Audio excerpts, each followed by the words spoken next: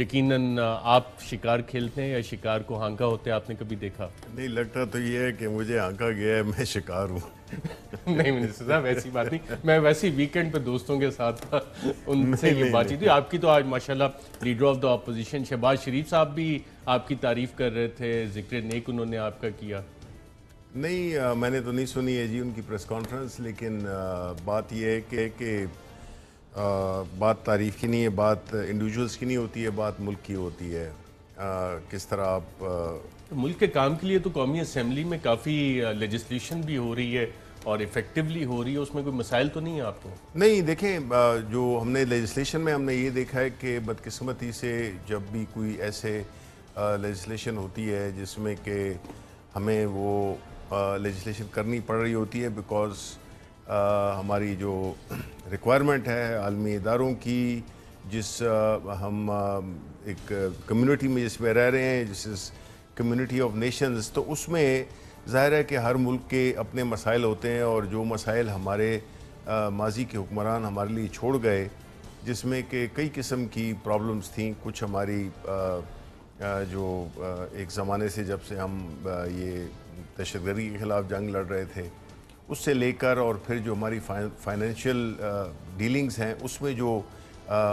جو مسائل تھے یا جو غیر قانونیت تھی، جس میں منی لانڈرنگ خاص طور پہ ایک بہت ہی اہم چیز تھی، تو اس کی لیجسلیشن جب ہو رہی ہو اور آپ دیکھیں کہ جو اپوزیشن کے ارکان ہیں وہ بجائے اس کے کہ ملک کی بہتری کے لیے سوچیں،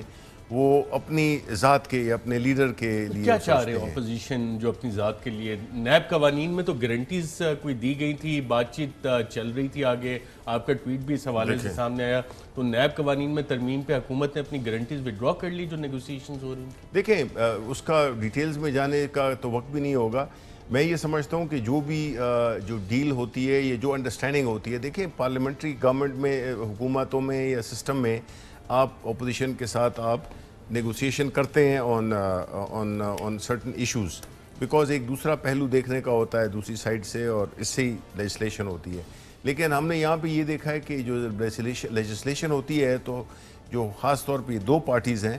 وہ اپنے لیڈرشپ کو اور اپنے انڈیویجول کیسز کو سامنے رکھتے ہوئے وہ لیجسلیشن کرتی ہیں یا اپنی کنڈیشنز ڈالتی ہیں یا اپنے وہ امینڈمنٹس دیتی ہیں۔ اب ظاہر ہے کہ پاکستان تحریک انصاف ایک ایسی پارٹی ہے جس میں کہ وہ جہاں تک اکاؤنٹیبلٹی کا ایشو ہے اس پہ وہ کوئی زیادہ کمپرومائز کر نہیں سکتی ہے، اور ہم نے دیکھنا یہ ہوتا ہے کہ اس میں آیا قانون